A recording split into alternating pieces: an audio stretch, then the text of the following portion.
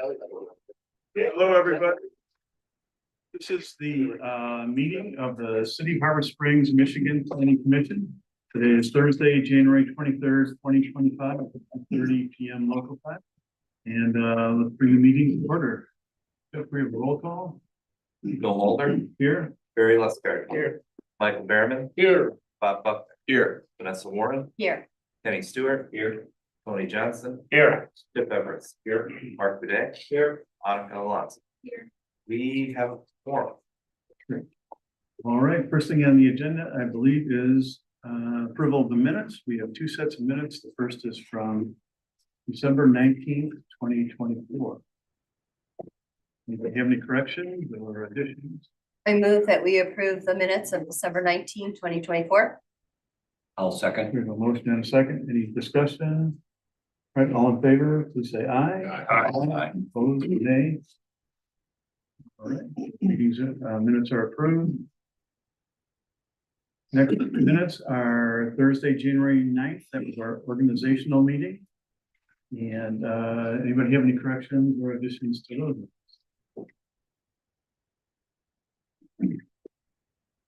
Okay, I move to approve the January 9th, 2025 minutes.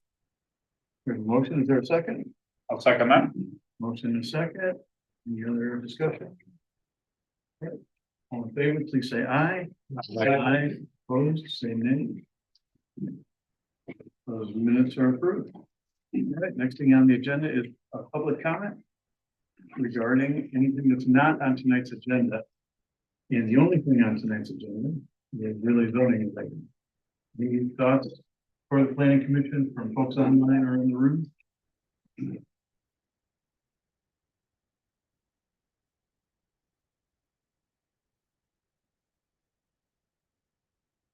Karen Ockfield, Bridgewood. I just wanted to say that I've gotten a lot of feedback about the Zoom improvements with the transcriptions available for people during the meeting. And the only thing that they did say is that whenever the panel from the Planning Commission speaks, they never know who it is because they can't really see who it is. And so they asked if it would be possible to announce who's going to talk from the panel. That's all I really. Was that from the town hall meetings or was that just No, from the and from the planning. regular meetings? Yes. So the transcriptions are allowed through the host, you guys are. So you actually have to turn that on for the people on Zoom to be able to see the written word. So that might be something that some people do and some people don't. Didn't even know I was doing it. Okay, any other comments online? Okay, well then let's, Something in the back. oh, sorry.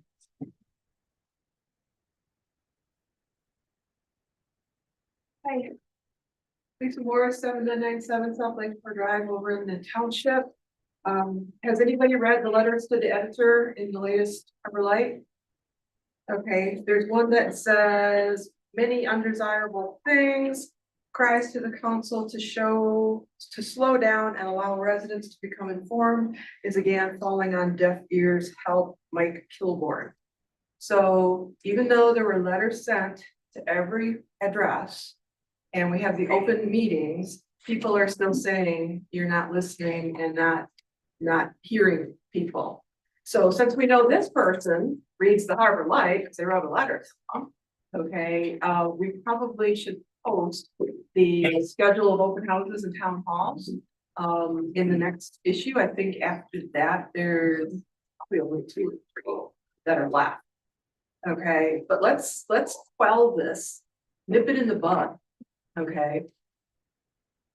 Because I mean, again, we're getting bad press. And we don't need that again this time. All right, thanks. Okay. We have iPad 4 has its hand up.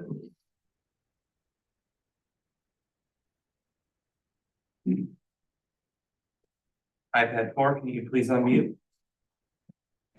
Hi, Betsy Saul, 7 Woods Drive. Thank you. I also, in reference to that, I do not get the Harbor Light any longer. And I hope that's not my information guide to Harbor Springs. But I brought up at the last meeting, really, I wish the email worked for us. And I hear you sent out a letter, but the letters I have not received one, but they come afterwards and you don't see them. And I didn't know there were Zoom in meetings. And I feel like this is all packed in again to, 2 weeks into February. And I'm really afraid that you are not listening to the people, because we are interested. So I don't know if she was talking about bad press or good press. I didn't quite get the front of that, but not all of us really want to read the Harbor Light. And I hope that's not our funnel for information for the city of Harbor Springs. Again, I'll bring up, how do you reach the people that vote there? And I hope you have all their email, and I brought that up at the last meeting. So I'm bringing it up again. I have not had any correspondence from you from having the last meeting. Thank you. Did you get your letter, Betsy? No, No, the paper letters to every property owner. I know, but Oh, you 100%. have to remember that some property owners don't live there in February. We do vacation, although I'm in Charleston, South Carolina, where there's 4 inches of snow. Could be in Harbor. We don't live there, and we have our letters forwarded. So I do think it's the email. I read my emails every day, and I brought up at the last, you said, oh, well, we'll let you know by email. But how do I sign up? And it is not easy. And I have worked on this myself since the last meeting. I think that it needs to be through email, because snail mail doesn't work too often anymore. Might even be Yeah. sending. Could you pull up the city website, please? I read it, but I didn't realize you could zoom into them. And I'm really not interested in zooming in. I don't need to spend every night of my life watching the planning commission. I think that you need to, and I'm on the meeting tonight. I was on the last meeting, and I will be on every meeting in the future. Good. Ms. Saul, could you look at the screen? Jeff, could you scroll back up? So I'm on the City of Harbor Springs website on the homepage.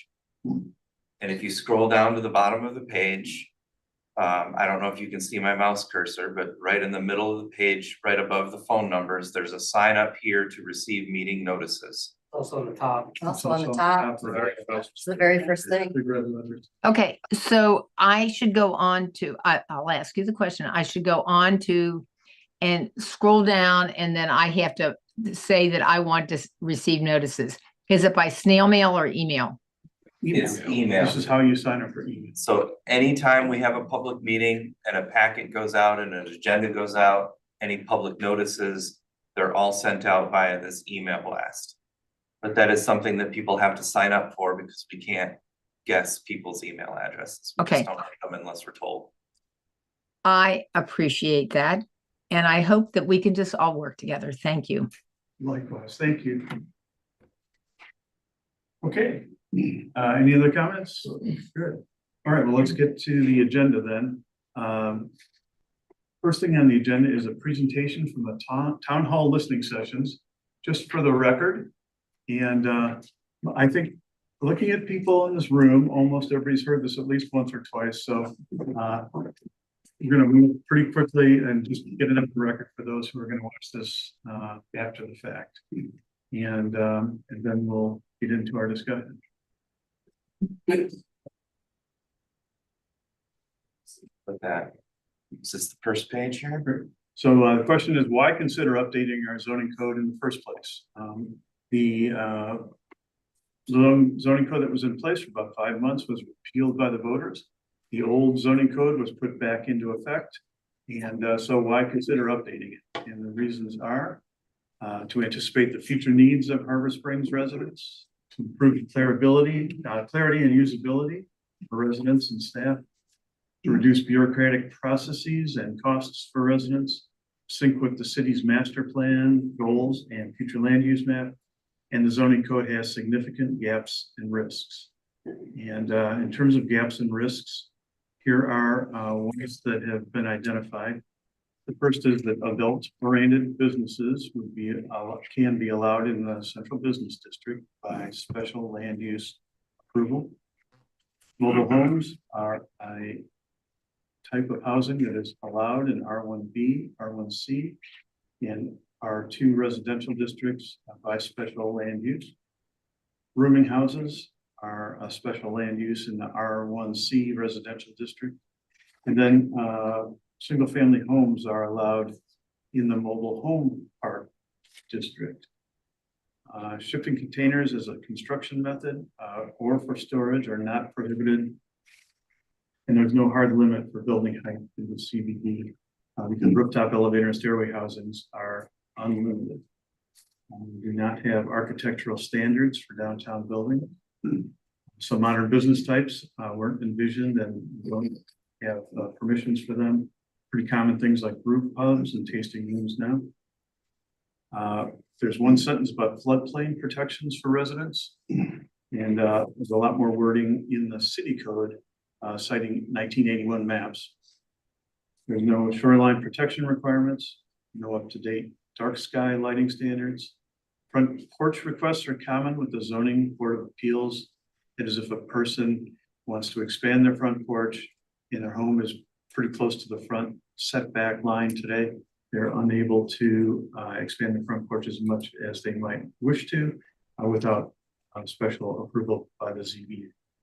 And then finally, guest quarters, which is the current name for guest cottages, mother-in-law apartments, ADUs. The rules are that only family and friends may stay. There's a 21-day limit on their stay, and they have to go away for a month before they can come back. And then there are some special privileges for bigger properties in R1A, R1 and R1E, where domestic employees are allowed no time limit for stays. So those are gaps and risks. You may feel those are gaps and risks, or you may not.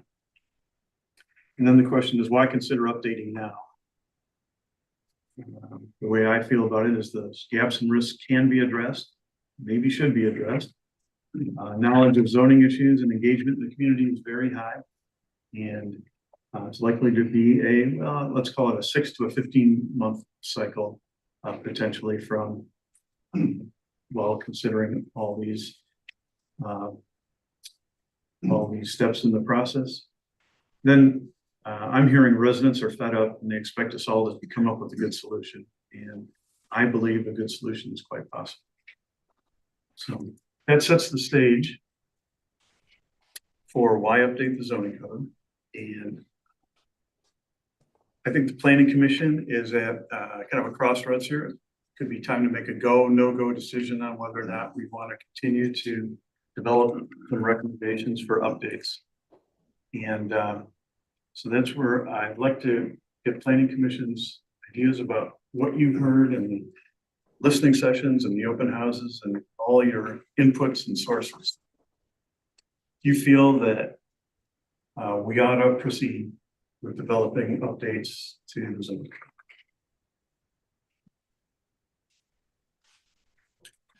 Bill, Bob Buckner, for the person online that, oh, you were asking us, yes, Bob Buckner. Couple of things in watching some of the town halls and the open houses, and including the one that I posted a couple of days ago. There seems to be some consistent sentiment among the participants of those town halls. I think there are really two that are consistent. Number one is shock over the gaps that seem to exist that are implicit in the 2005 plan right now. I don't think a lot of residents, a lot of citizens recognized that there are some really serious fundamental gaps in that plan that leave the city pretty vulnerable to some rather nefarious, potentially nefarious developments. And so I think that really struck me as I listened to and participated in the town halls. And the second thing was strong support for the format, not the content, but the format of the 2024 plan.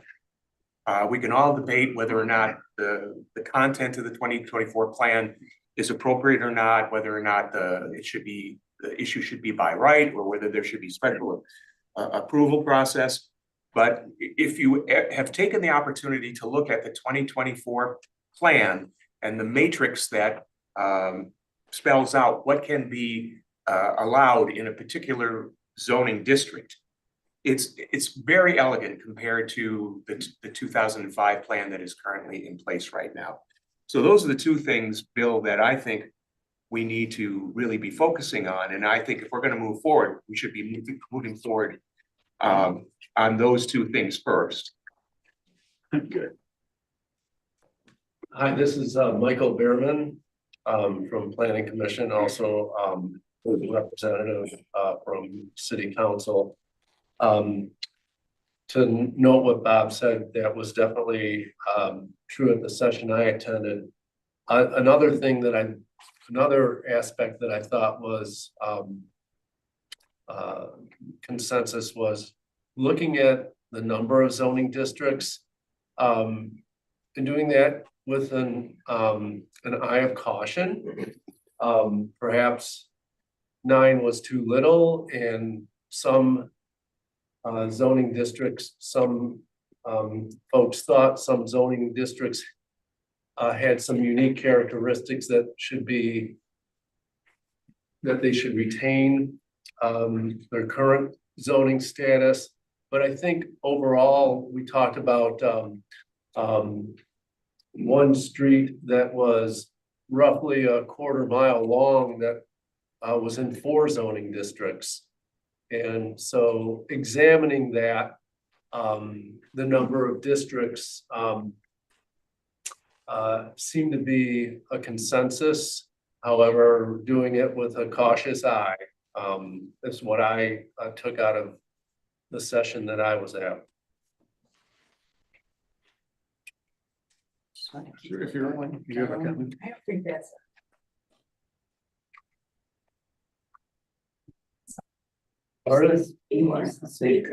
They switched out the system the other day. Looks like it might have gotten.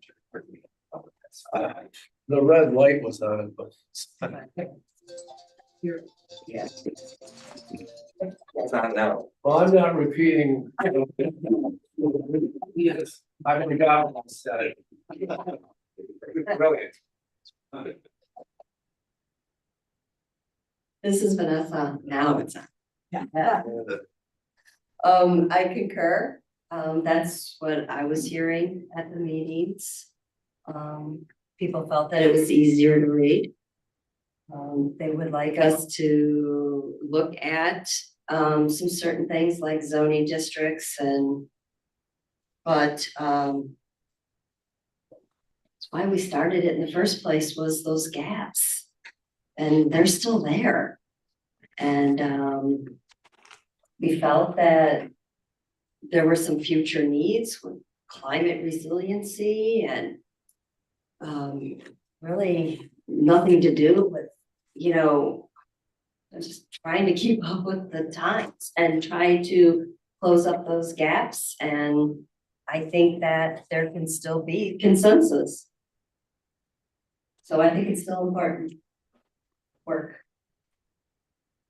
Anyone else care to comment? Yeah, I'm gonna echo some of the same thoughts. I was at the last 2 nights meetings. The last night I hosted the discussion. And I think last night there was definitely almost unanimous consensus that using the format and the structure of 2024's code was in the right direction. There was certainly discussion last night on reevaluating the number of zoning districts. And then there was a theme that came up on Tuesday night, and we talked about briefly last night as well, on the fact that the current code now, 76 code, 2005 code, and that's the kind of the point, is it's been a patchwork. And I think last night I used the term, it's like an old website with broken links. It's things have been put together, changed, altered over the years. and it doesn't necessarily all coalesce, so. I think that a lot of that was readdressed in 24 write-up. And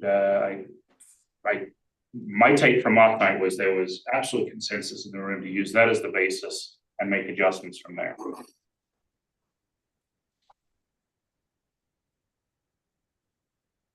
Yeah, this is Chip Everest. I agree with you. I think there was a lot of consensus going around the format. There was some disagreement certainly about the content, but on the format, I also think, you know, it's a matter of semantics. So we have an old code and we have gaps. We could fix the gaps in the old code. You know, if people want to fix the gaps in the old code, they want to have a new format. Maybe we call it that. I mean, you know, instead of a new code versus an old code. Because I think at the end of the day, we all probably want, I certainly want a new format. And there's certainly some disagreements about by right, special use, or all that kind of stuff. We can talk about that. The other thing I heard is that there's some parts of the new code that are pretty significant lightning rods with a lot of people I know. Specifically, the right to build an adult daycare center on residential property. So we were talking about that last night, and an idea that came up, I don't know if it's work or not, but you know, we have to provide that because of state law in Michigan. The question is, you know, if the laws in Michigan continue to change, why don't we have something in our code saying we will comply with all Michigan state law, rather than try to have lightning rods about adult daycare centers or treatment centers throughout the town? And because, I mean, so every time the state changes the law, we have to change the zoning code. That doesn't make sense either. So there's that. And then someone brought up, you know, an idea last night of duplexes and triplexes, whether or not they, you know, they should be owner occupied or not. That's an interesting concept, but I thought the meetings were quite good, and I'm glad we're doing them. Thanks. Are we doing better or worse with the amplification? Are we killing this? It's spotty. It We're doesn't killing people. in the seem to be like some feedback or buzzing. Yeah. You want to try to turn it down? Is there a master volume that you can tell, or turn it down a click? Sounds like it's a connection. No, is it scratching and fuzzy? Connection. All right, let's try it a little bit more. If it's not good, we'll turn it off. And It just seems to shout. also be better and worse with different microphones too, so. Testing 1, 2, 3, 4. This is Kenny. I'll do my best with whatever the microphone has. I just want to pick up on Chip's point in particular. I agree with the direction of the conversation, and I support the points that were made, and I experienced similar things at the very first town hall. But I also am very conscious that we need to articulate this properly and carefully, because if people hear what they want to hear, they might think that, oh, great, we're going to take the proposed code that was repealed, start there, dust off a couple of items, and then try to serve it up. And that's not at all what we intend. I know it's certainly not what I intend. So wording is important. Chip, maybe to your point, we start with the old code, or I should say the current code, 2005 code. We learn about the format changes, and then we make revisions on some substantive points from there. Perhaps that's a better way to communicate it than to say we're going to take the thing that no one liked and vote it down and tweak it. I'm afraid that people might misunderstand our intentions. So I don't have the exact wording how we do it, but let's think about how we do this. Thanks.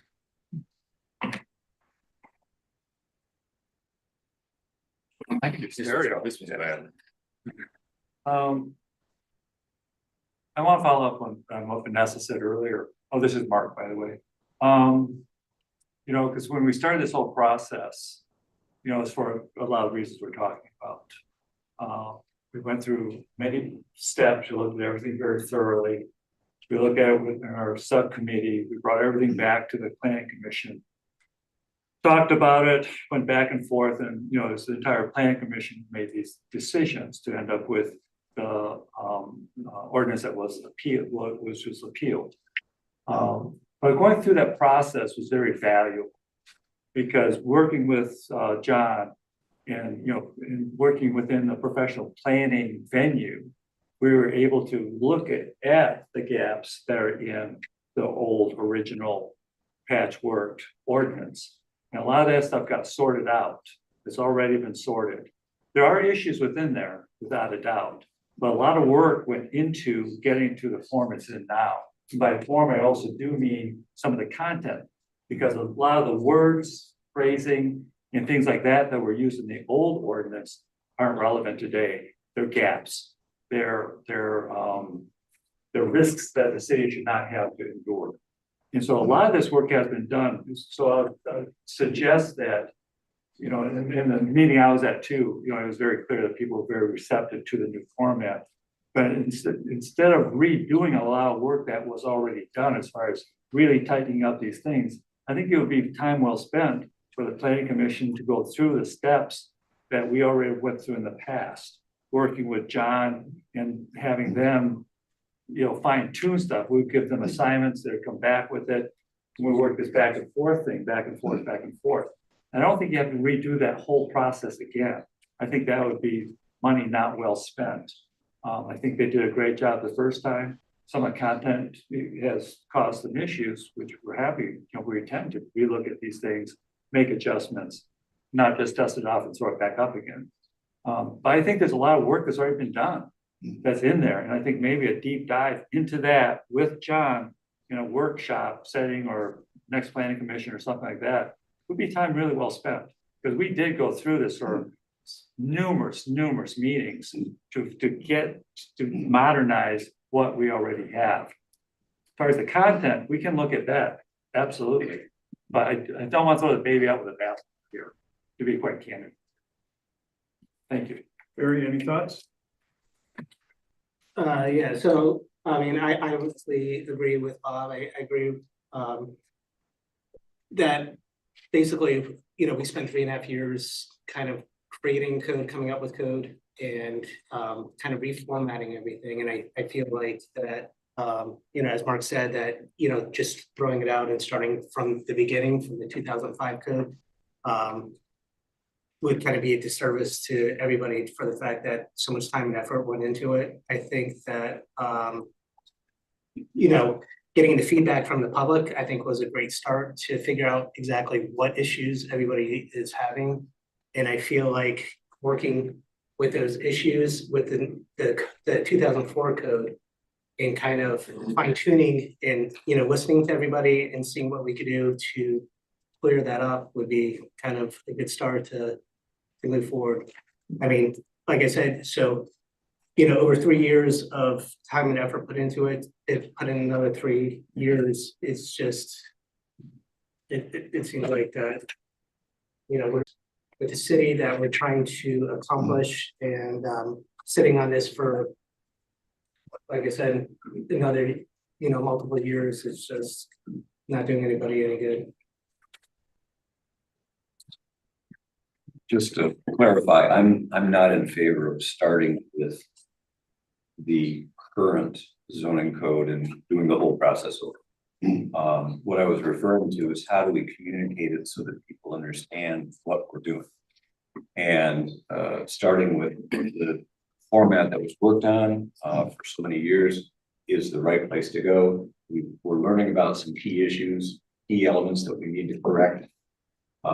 But again, I just want to make sure that people understand that we're not tweaking something that they already voted down, that there's instead going to be a lot of discernment around many of the key issues to get it right. Thanks. Kenny, I agree with that 100%. And that's why when I had my opening remarks, I stressed the strong support for the format, but not necessarily the content. The content, I think, is the more contentious issue, but I'm not hearing anybody say we hate this form. We hate the 2024 format. Everybody seems to like it. So it's not like we're trying to just go back to the 2024 plan. We just want to adopt that format. It seems to be far more elegant, far more efficient. It sounds like we're coalescing around the agreement that we should proceed and develop some recommendations for an update to the zoning code. How we do it exactly is yet to be determined. But do we have agreement on that? We gotta proceed. Yep. Okay, see that. Would it make sense to have a motion about that, states the purpose for entering into this again? If it does, does anybody have an idea about how to phrase it? Well, I'll take a shot at it. I'd like to make a motion that we engage in trying to devise a new zoning code that follows the current format and is considerate of a lot of the remarks that were made during the town halls and the open houses. But I would like to propose that we move forward on that to that effort. Okay, I heard a couple different things in there. And moving forward with the current code, that was a little confusing. Moving forward with the current format. The format of the 2024 code, sorry. That's different. That's different. That's a lot. And could you state a reason why we ought to go forward with developing updates to the zoning? Or reasons? Reasons being that I believe the citizenry has expressed concerns over the vulnerabilities in the 2005 code and feels like it needs to be amended. All right, want to take it from the top? Wow, I would appreciate that too. I have to write that. Starting it up, maybe? All right. I propose, or I'd like to recommend that the planning commission look at coming up with the new zoning code that reflects the format in the 2024 code, 2024 code. And the reason for that is that the city and the citizenry seems to have concerns over the many gaps that currently exist in the 2005 plan that is in place today, and in the clunkiness, I apologize for the technical word there, the clunkiness of the 2005. Okay, for the people here on that.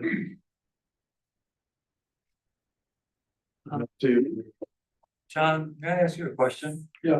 What are your thoughts at this moment with what we're sort of looking at? I like Bob's motion. I just wonder what your thoughts are. I think from a procedural point of view, what I'm hearing from planning commission and the results of the listening sessions, people really have a concern of two chapters in the 439 code, the new format. That's Article 2, the number of zoning districts, and Article 3, the regulated uses, relative uses by right or uses for special approval. I haven't heard anybody say that they have issues with the site plan review chapter. Haven't had anybody say they have problems with the amendment and severability chapter or the zoning board of appeals chapter. Really what people are focusing in on is the uses that are going to be in the districts and the number of districts that we're going to have. So my approach would be, suggested approach would be, kind of going along with Bob is saying, is that the planning commission agrees to use the format of the 439 ordinance. Focus attention on Articles 2 and 3 that will resolve the issues and the gaps that have been identified. Unless somebody has a problem with the site plan review chapter and the special use chapter or the severability or the zoning board of appeals, because out of all the chapters, there's really two chapters that really affect the use of property. That's Article 2 and 3. The other ones are all administrative and procedural issues. So the way I would suggest that you approach it is that you take the new code, the 439, and forget about Articles 2 and 3, and start reviewing the code relative to the other chapters to see if there's any issues that you identify in those. And then once that's done, then the real meat of the issue is Article 2 and Article 3. That's where a lot of the folks have issues with the number of zoning districts and what's going to be included in those zoning districts and what the dimensional requirements are. That would be my approach. Mr. Chair, can I just suggest that we have a second before discussion? Yeah. I'll second the motion. Thank you. Maybe second, now we can discuss them. That would be my approach, Mr. Chairman. I think that that's where a bulk of the issues are in those two sections of the new code. The other parts are really procedural. Great. All right, I'd like to nail down this motion that we should proceed and for the rationale for proceeding. So there's a motion on the table. How do people feel about it? Is it clear what we want to say? Right. Yeah. This is Kenny. I like what you said, Bob. Can I say it a different way? I'm sure you can. And if you prefer your way or my way, it's up to you. So here's what I would propose as the motion. Revise revise the current zoning code by adopting the format of the 439 ordinance and reviewing key elements of content to align with the master plan and address key gaps raised by citizens in the planning commission. Yeah, I'm good with that. You're happy with the modification of the I wording of am. the motion? Yes. Does the second concur with the modification to the wording of the motion? Second the revised motion. Would you like a roll call Yes. vote? Mark Godet, Yes. Chip Everest, Yes. Tony Johnson, Yes. Kenny Stewart, Yes. Vanessa Warren, Yes, Bob Buckner, Yes. Michael Behrman, Yes. Barry Lustgarten, Yes. Bill Mulder. Yes. Motion passes. All right, we've agreed to embark on updates to the zoning code and so, pardon me? So we begin. Carter, that's good. Just a quick thing, Yeah. I think there is a section 2 and 3 draft that was done in 22. It might be worthwhile to share that more publicly. Great. Just so people get a glance at what we're meeting. Yep. And what Carter's referencing is some work that Beck and Rader did initially with this, and they took the old zoning or the current zoning code, now called 440, and put it in the format of a table that is in the newer 439 format. And so that is kind of like a ground zero starting point that we can all take a look at. So, well, here we are tonight. Are there more comments on the intent to move forward? I just wanted to ask, John, of the sections 2 and 3, are the other sections also modernized and in the new format? Yeah, and you did that in 2021, I think. Is that true? The other articles are a combination of new language and language that was pulled from the current zoning code procedurally. Okay, so easier to read. Easier to read, easier to find the information because everything is indexed in a table of contents. So searchable, everything that we want. So what we'll do is, what Susan we would do is be to look at all those sections. And there's how many sections? I think in the code there was 14 chapters. 14th chapter was the definitions. My approach, recommended approach to the PC is don't start with 2 and 3. Start with the procedural chapters and do those reviews first and get those out of the way. Save the discussion on the number of districts, the type of districts, and the type of uses to the last. But get through the other chapters that are more procedural and get those reviewed have those vetted, get those out of the way, save the last two articles that are gonna take a lot of work last. Get the easy stuff out of the way, save the hard stuff until last. And then maybe, you know, at that point, people would have more of an understanding of the process that you're in. Okay. How do people feel about that order of business? Yeah. Standard negotiating, you get rid of the easy stuff first. I like it. Oh, okay, all right. And how should we go about that? This is some pretty boring stuff. I think I would recommend, Mr. Chairman, that we don't do them all at one meeting. We start out with the groups of 2 or 3 that make sense, that are related. Okay, and then, for example, if I remember, there's a chapter on site plan review, which relies very heavily on the chapter that's called site development standards. Okay, site plan review is how you review the plan. The site development standards are what has to be included in the plan.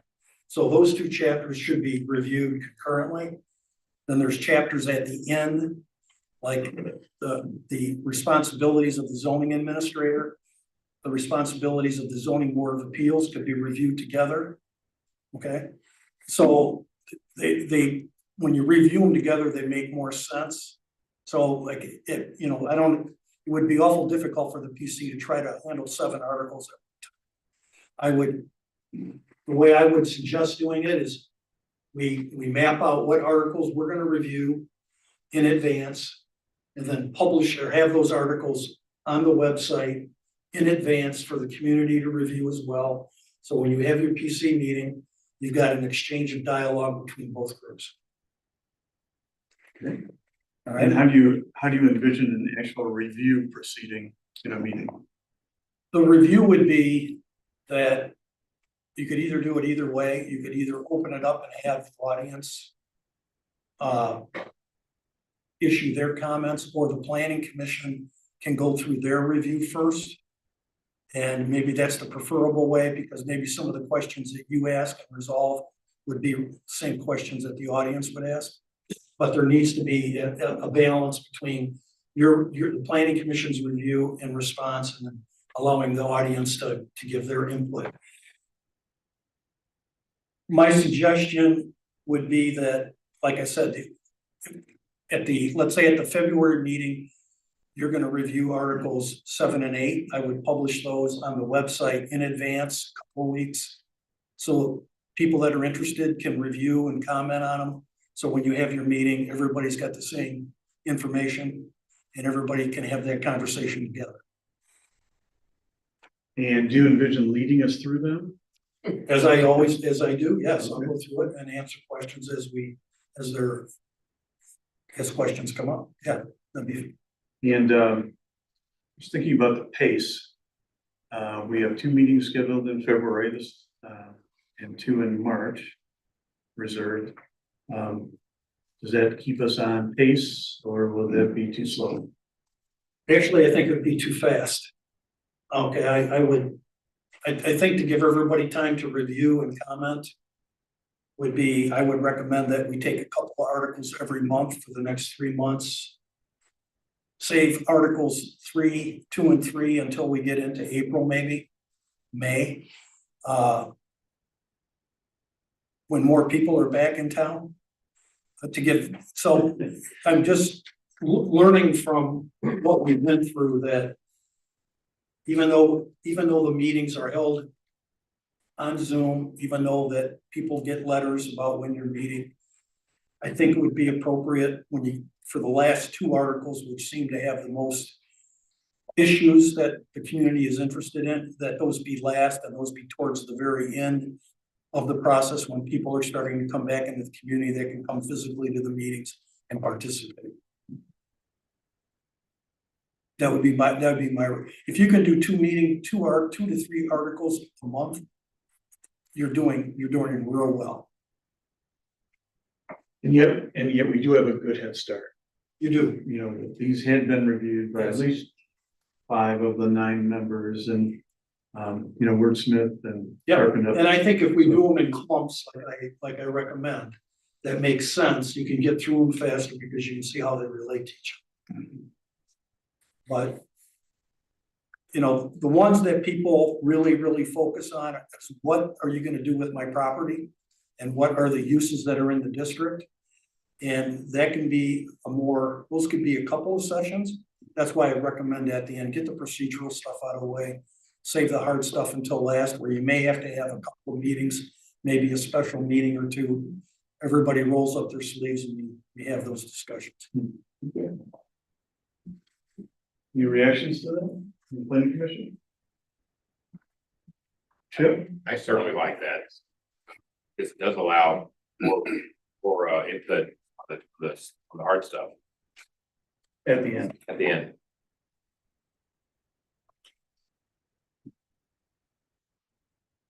This is Michael Behrman. Obviously that would, following through with John's suggestion, would alter, I think, our timeline. It seems like it would anyways. So I think we need to consider doing that if indeed we're gonna follow through with John's suggestion. It might be prudent to look at the present meeting schedule that we have now and map out perhaps what sections we want to cover at each meeting that we have and kind of map things out. If it's necessary to add more meetings or affect our timeline. You know, we've always said, or I, always thought nothing's written in stone. So this is a good example of that.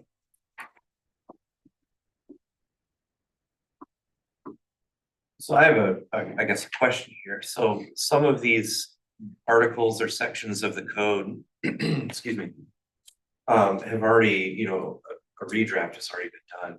It's part of the new code. We already have a schedule of about 2 weeks between each meeting coming up here in February and March. So my question, I guess, for John is, with some of these less contentious sections, would it make sense to look at two or three of them 2 weeks apart through February and March here? So it'd be a little bit faster going through the less contentious stuff. And then we can slow down as we get to the. Yeah, that's fine. Yeah, we do have 4 meetings on the books for February and March. And would you like to keep those as scheduled? And then, begin the process on the boring stuff? This is Mark. I think that makes sense because having gone through this once, when we did the work with John and with the subcommittee and with the planning commission, we've talked through these things pretty thoroughly.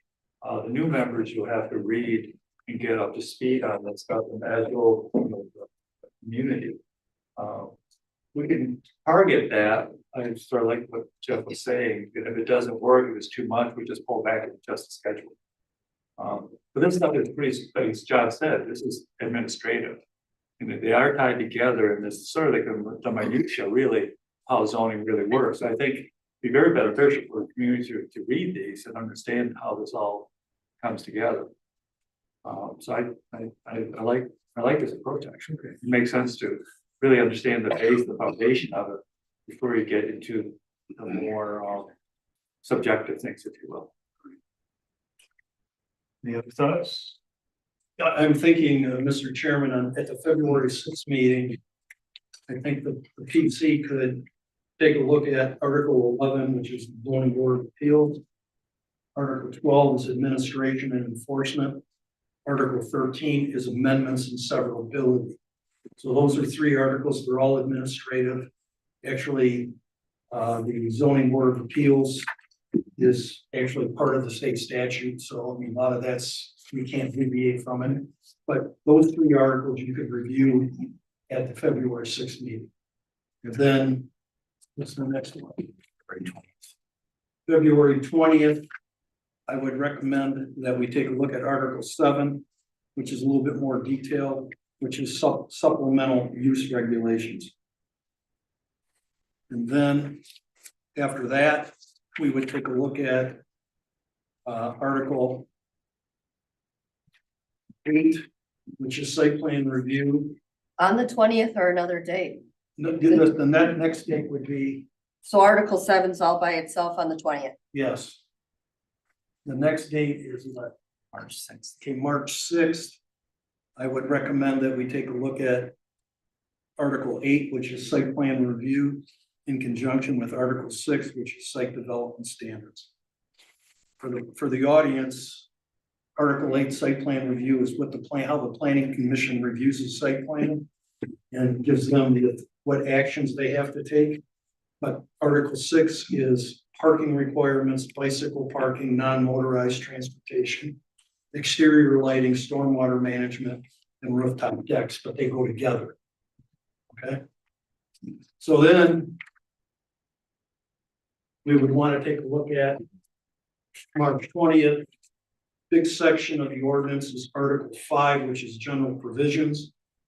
These are things that are applicable throughout the city, regardless of zoning district. Things like building grades, awnings, basement dwellings, demolition of buildings, parking of recreation vehicles, cargo containers, swimming pools, and trash receptacles. So we take a look at that at one meeting. That pretty much then gets us down to Article 2, which is the zoning districts. Article 3 is regulated uses. Article 4 is the overlay districts.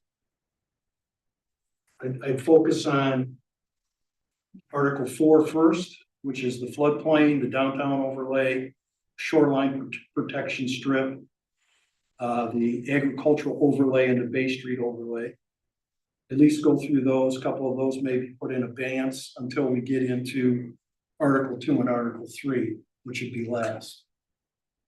Okay. Can you do it within your time frame? I would say yes. I'm more concerned about what I'm hearing from the listening sessions, that you may want to get into Article 2 and 3 at the very end, towards later on in the spring, when people are starting to filter back in town, and you may get folks that are coming in person rather than having to real ads. How do people feel about that? Makes sense. Right. This is Kenny, I like it very much, but pardon me, I'm a nut with numbers. What about Articles 1, 9, and 14? Do those need to be reviewed, and if so, when? One is the intended purpose of the ordinance, which is 1 page long, I think. 9 is special land use, and then definitions. Well, you can start reviewing the definitions anytime you want. It's like 15 pages of definitions. But a lot of the definitions came out of the old code. We supplemented some new ones based on new uses, but a lot of those were transferred. But yeah, that's number 9 is the special uses, which is a procedural item. But Mr. Chairman, how do you want to manage those? Granted, it's down in the weeds. Nothing probably very controversial, but I think for completion, we ought to put that somewhere on the agenda, even if it's a simple confirmation. I can, Kenny, I can put number 1, Article 1 in with the first articles. There you go. And then Article 9, we can put in with, because it's not very detailed, we can put that in with the supplemental regulations. Article 14, I would recommend, if you need something to fall asleep at night, read the definition section. Okay.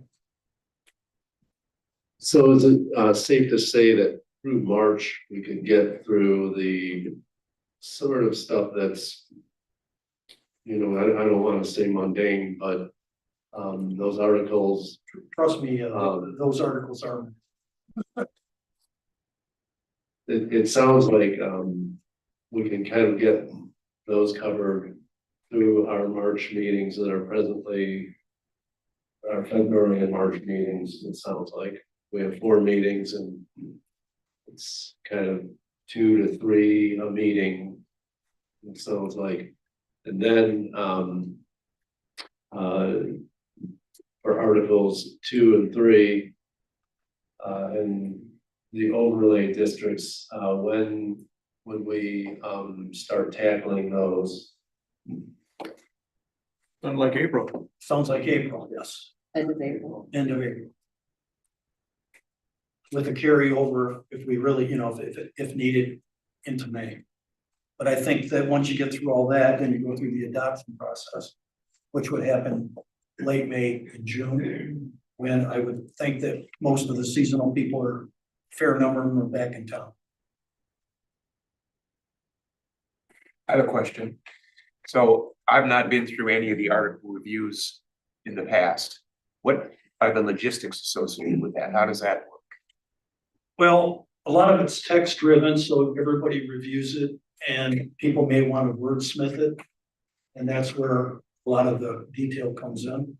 And if people feel that some of the provisions need greater clarity, then the planning commission usually discusses what that clarity, the resolution of that clarity is, and then those will be written. So for the meeting on the 6th, we'd all have reviewed articles 11, 12, 13, and 1 and made comments. And then when we convene as a group, we share our comments, any thoughts, concerns, that's correct. I have a question on that. So I, for one, like this dumb it down approach before and after. Are there any significant changes between what was in the old code on those articles versus the new code? I can take a look at those. I think some of the articles were relatively new, like the site plan chapter was pretty much new because the old site plan review requirements were quite convoluted. But when I submit those, when we have the PC meeting, I'll go through and give you kind of a quick comparison of what was in the old versus the new. I think that'd be helpful because But I'm not, we can't do a red line because as I know the previous planning commission knows this, the old code provisions, like for example, parking provisions were scattered throughout the entire code. So to do a red line, you just can't do that because you can't see it all. So we had to kind of bring them all together. But when we get into those sections, I'll tell you what was, in my opinion, what I think was new, and I'll take a look at the old code and tell you what was included. What will be given to us so we can prepare for it? You're gonna get the 439 chapters. Okay. Okay. And then I will put together like a 1-page comparison sheet. I'm not gonna go line by line, but I'm gonna tell you what was included, what I think was carried over. Okay. And what was new. Okay. And those would, and that would be part of the packet, so the public has access to that as well. Yes. Right. I, for one, like the schedule. I mean, I would like to see it. I mean, I'm not so worried about keeping our existing schedule at all, but I would like to see the meet, basically 2 and 3 in May and June when people are here. Otherwise there'll be a lot of, I wouldn't hear kind of comments. Really? Yeah. So, What could possibly go wrong? exactly.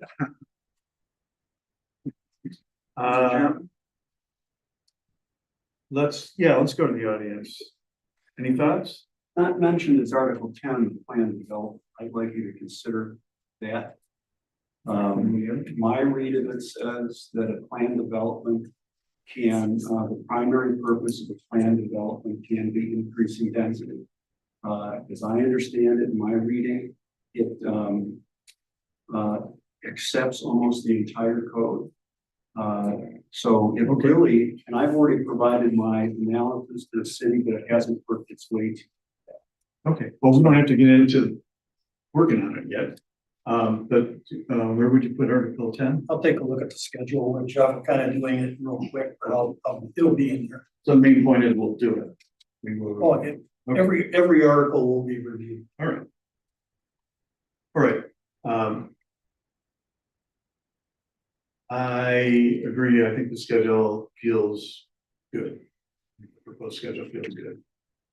It's deliberate, thorough, and we'll kind of warm up till we get to the good stuff. So we'll do the compulsories first. Any other comments from the audience about the approach and the schedule? You can just say it. Can I say? Yeah, yeah. We're all one tune now. So some people can't look at the zoning codes on their computers. So if we were able to provide written sections of the code here in the city hall, let's say you make 10 copies, you number them all, you treat it sort of like a library. People can come in, they can sit on a chair, they can read, they can take it home maybe overnight, but they have to return it. So that the people who really want to go through it and want to participate have some sort of access to a written piece of the zoning code. And so when they come to the meetings, they would then be more prepared. That's just an idea. That's a great idea. Perhaps we could even maybe put binders of the code in the library or something. People can't check them out, but they're there kind of just like for reference material. Might be another place for people to find them. I mean, the Just library. yes, Oh, okay. the Harbor Springs Library. Right. Yeah, I bet those are big sellers. Well, it's if 4 or 5 people go there and look at it, it's there, you know, it's another place and it's, you know, a little cozier to sit on a chair and read some exciting material like articles 11, 12 and whatever. Okay, sounds good. All right, yes. Thank you all for all the work in the last couple weeks. I just want to point out that we shouldn't gloss over chapter 1.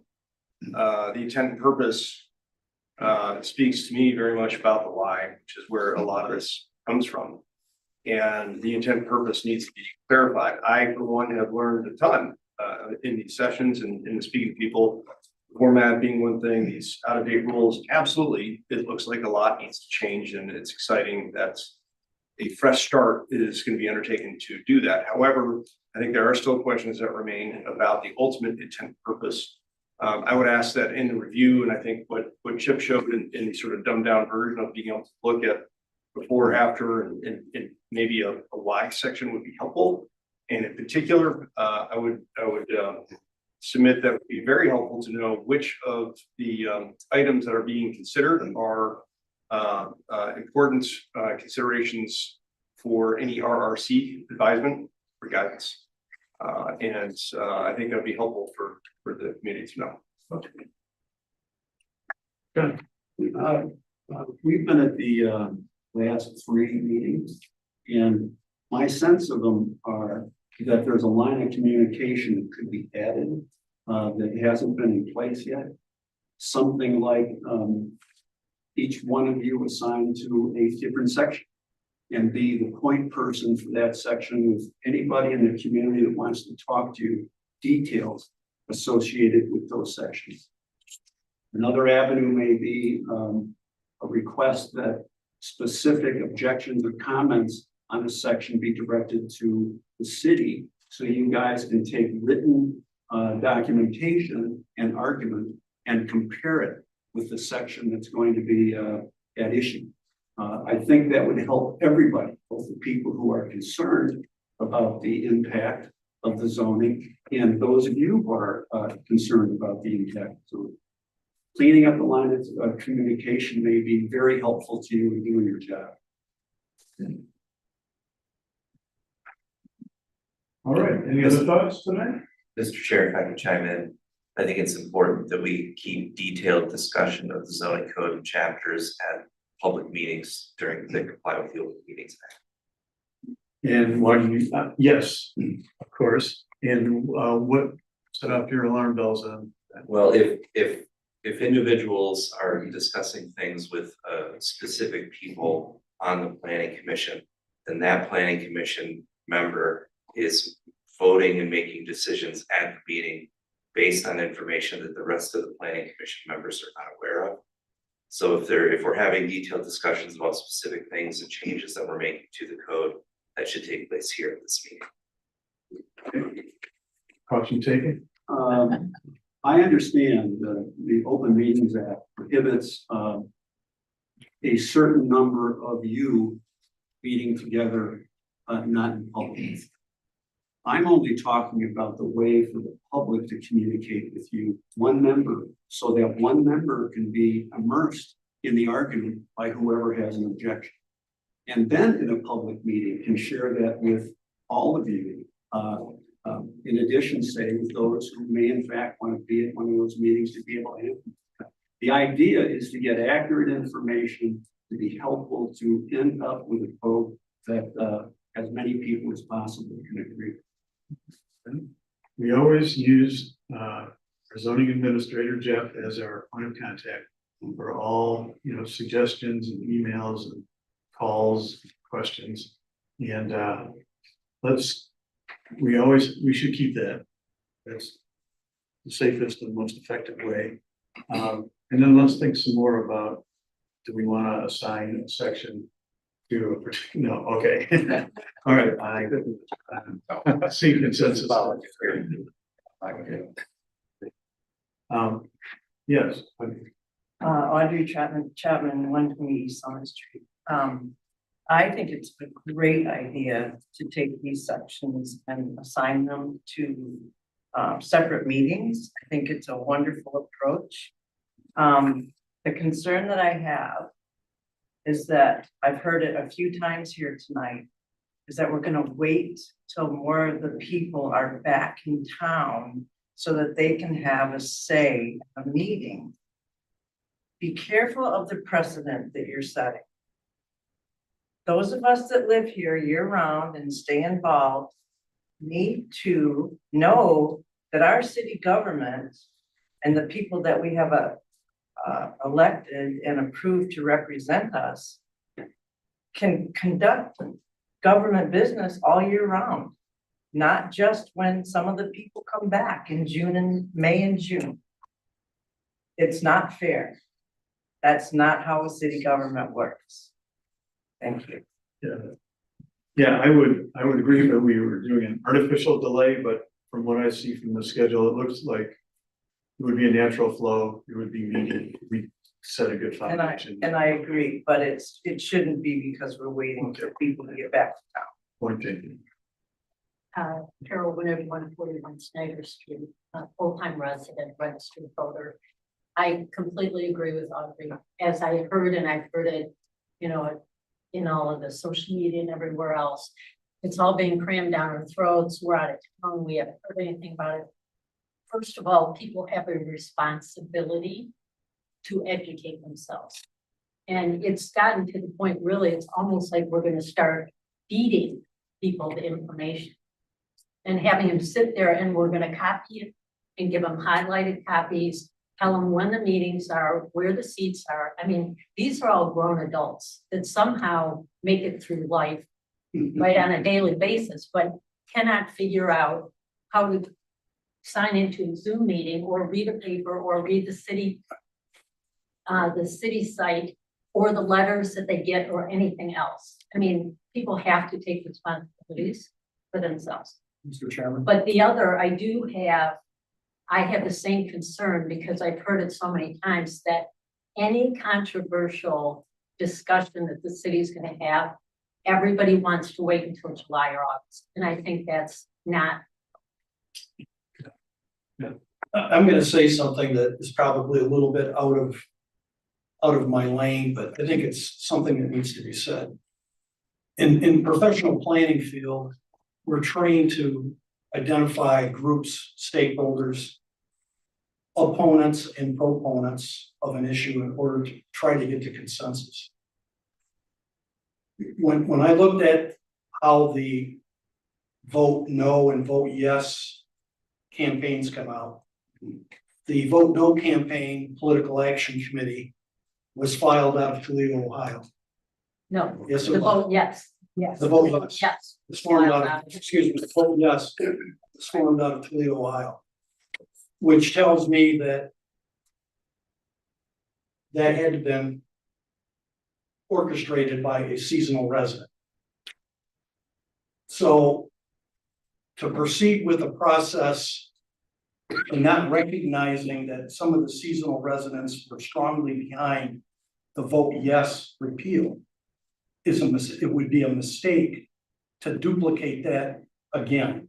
So that's why I'm recommending that we slow at least Articles 2 and 3 down to allow some of the seasonal people in town, so we don't hear again that they were unaware of what was going on, even though I have to tell you, I represent at any given time 30 municipalities.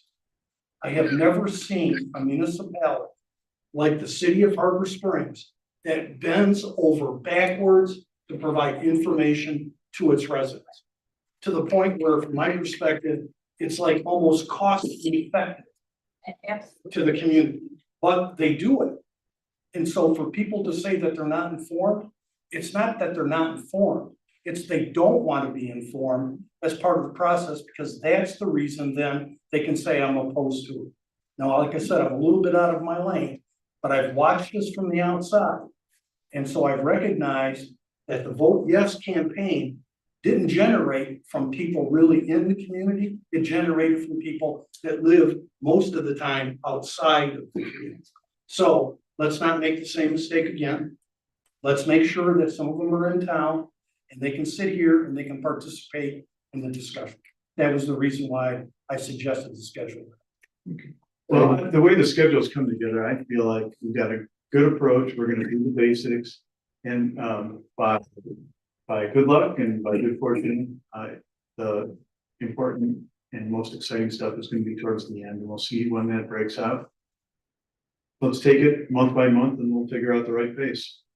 I agree with that approach, Bill. I think certainly if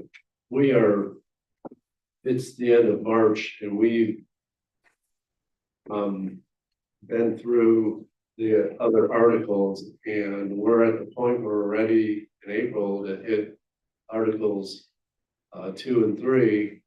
I think we do.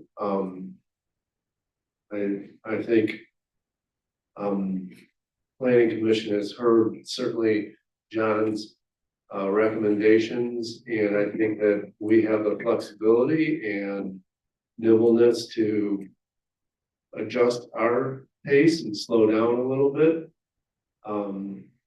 But I think it's also artificial that we come to April and we've done all the other work. Well, you know what, why don't we wait another month or two, then start, let's wait until the end of May or June. If we're truly ready to start discussions on Articles 2 and 3, then we proceed. Okay, well, I think we have enough to say, we know what's gonna happen for the next 4 meetings over the next 2 months. And let's see what we can learn. We're all gonna have homework to do before each meeting. And it does take a while to plow through this kind of stuff. The only person we haven't heard from is Annika. Do you have any thoughts on any of this?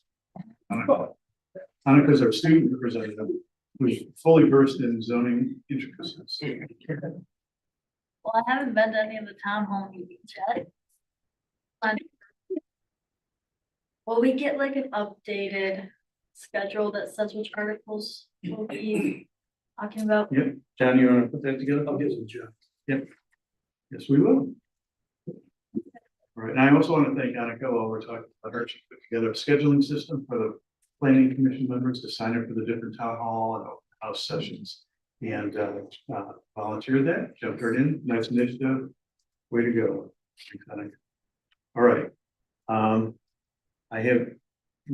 We have a plan. We're going to go forward. I have one news item to share with you and see if you'd like to do it for the next meeting. There was a comment by Audrey the other night about the school system and enrollment and what the school system needs. And we have talked in the past, like we know what's good for the school system. And I guess in retrospect, I don't really know what's good for the school system. President Ashley O'Reilly reached out to the superintendent overnight, the other night, And I've been in touch with Brad, and he's offered to come speak with us at our next meeting, so 2 weeks from tonight. Would you like to have him kick us off at that meeting? Sure. Yeah, that's a good idea. All right, great. We do have someone that's been waiting patiently on Oh. Zoom to provide comment. Great. You ready? All right. Sure. Maureen, if you'd like to provide comment? Yeah, hi, good evening. Maureen Kenny, 134 West Bay Street. Just getting back to the communication stream. Is it possible to take all the comments from the town halls and the citizens and correlate that to the specific section that you all have been speaking about? And that way nothing has fallen on deaf ears. Citizens realize and acknowledge that their comments were heard and they could be both pro and con. But I just think that may be a worthwhile exercise. I know you all are spending a lot of time on these town halls and open houses and listening sessions. So I think that would just be a valuable tool as we start to go forward with this process. Thanks. Thanks to resident Marie Wayman, who has been our scribe. She's also transcribed all the comments and has them in a document. I'm not sure they're going to map real well to an article, but we definitely can share the whole document, all the comments and everything, and people can, make of them what they will. Yes, Marie, Yeah, if I could just add to that. you're going to need to speak way up. Marie Wayman on East Third Street, and I just wanted to thank the Planning Commission for these open houses. Some of you know that I did scribe for the 3, one last week and then 2 this week, and they were just really wonderful, open, honest, two-way, well, mostly one-way because they weren't really designed to be two-way, but it did get a little bit interactive, which was great. And I sort of liken these town hall meetings to focus group sessions. And I don't know if you really had that in mind. This would be sort of a focus group for you. But there's some real value in focus group meetings like this. And one certainly is that you get great insight, good qualitative information, some quantitative information. It's not really projectable, but it's good information to just see where the trends are. And I think that the benefits are to the participants as well, because those who attended and did participate do feel as though they were listened to, because they were. And they feel that they were valued because their comments were valued. And another advantage to you now for having hosted these is that you have advocates who attended these meetings and spoke from the heart. And you can go back to those people and continue to draw them in. And because they were active, they are more likely to be continually supported. So I would just encourage you, if you knew a lot of those people who attended, and there were altogether about 60, to really work with some of them as advocates and continue encouraging their input. So thank you, Planning Commission. I thought they were great. And thanks for all your work on it. All right, well, it sounds like we're wrapping up and we have a plan and a couple more comments, okay? Sharon Stroud Donnelly on Ann Street. First, I do want to commend all of you for how much work you put into this. I think it is remarkable. What you said, John, was maybe not a surprise that, this has been a real, very interesting, contentious experience we've all been through. I live full-time in Harbor Springs. I have for 30 years. And I don't think I've ever seen anything like it. But because I listened in on the 2 town halls this week on Zoom, what I felt is that people got to know the individuals who were moderating the sessions. Openly, great two-way conversation, great listening. And I'm hoping that over the next several weeks, people can begin to trust each other through this process, that everybody's really trying to make this work, trying to listen to the objections that have existed. And now we can go forward together. Lots of opportunity. I think everyone does. I agree with what's been said with Audrey, who has got a responsibility to learn everything they can. You know, we know how to use email and computers. If you don't, you can get help from somebody else in your family. It's out there. You just got to go get it and learn it. That's your responsibility. It can't be given to you. So I'm hoping that trust will happen over time and this community can come back together again as it had been even a couple of years ago. So I'm hoping for the best because I think all of you have been monitoring and doing these sessions. People get a chance to see they're professional, you care deeply, you work hard, and you're sincere about what you do. So thank you. I want to say thank you for you, and hopefully it'll end up as a cohesive town and community township as it always has to be. Okay. Good, well then, okay, This is Kenny. I'm a new member to the planning commission, this month. And I just wanted to thank in advance the, members that have been at this for as long as you have. I realize you're staring into the abyss, thinking that we're gonna be heading into the details, again.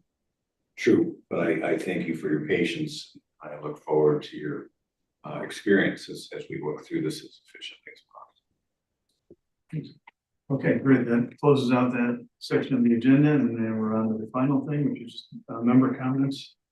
But anything else on your minds? I see none, so this meeting is adjourned.